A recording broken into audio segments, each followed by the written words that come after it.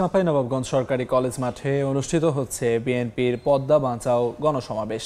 এই মুহূর্তে সেখানে আছেন রিপোর্টার সাইফুর রহমান রকি। সরাসরি যাচ্ছি তার কাছে।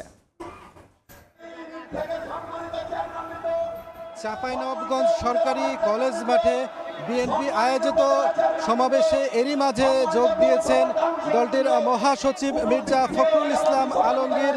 এছাড়াও আমরা এখানে দেখতে পাচ্ছি এখানে উপস্থিত হয়েছেন মিজানুর রহমান মিনু, বিএনপি চেয়ারপারসনের উপদেষ্টা।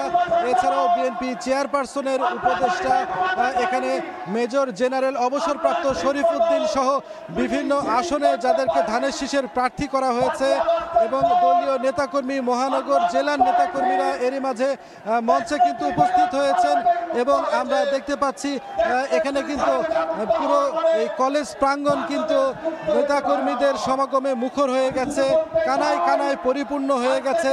তারা দলের মহাসচিব মির্জা ফখরুল ইসলাম আলমগীরের দিক নির্দেশনামূলক বক্তব্য শোনার জন্য অধীর আগ্রহে অপেক্ষা করছেন। ঘড়ির কাঁটায় যখন সময় দুপুর ৩টা, ঠিক ৫ মিনিট আগে, এখন থেকে ৫ মিনিট আগে তিনি মঞ্চে কিন্তু উপবিষ্ট হয়েছেন এবং তারপরেই নেতাকর্মীদের হাত জেগে তাদের অভ্যর্থনা জানিয়েছেন দলের নেতাকর্মীরা। আপনারা দেখতে পাচ্ছেন এখানে অনেকেই কিন্তু স্লোগানে মাঠ কিন্তু মুখরিত করে রেখেছেন এবং আগামী যে ত্রয়োদশ জাতীয় সংসদ নির্বাচন অনুষ্ঠিত হতে যাচ্ছে, এই নির্বাচনে ধানের শীষের যারা প্রার্থী রয়েছেন এবং তাদেরকে বিজয় করার জন্য দিক নির্দেশনামূলক বক্তব্য আসবে, সেগুলো মেনেই দলীয় নেতাকর্মীরা আগামীতে ঐক্যবদ্ধভাবে সকলেই কাজ করবেন, এমনটাই আসলে প্রত্যয় ব্যক্ত করছেন নেতাকর্মীরা।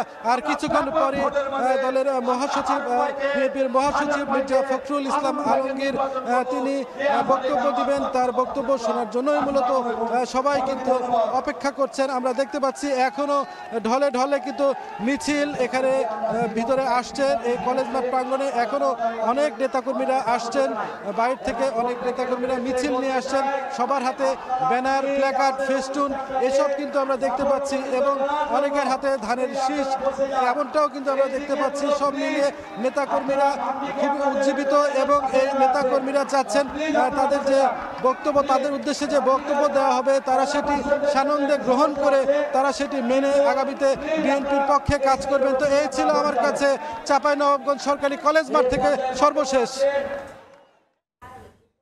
সরাসরি যুক্ত ছিলাম চাঁপাইনবাবগঞ্জে।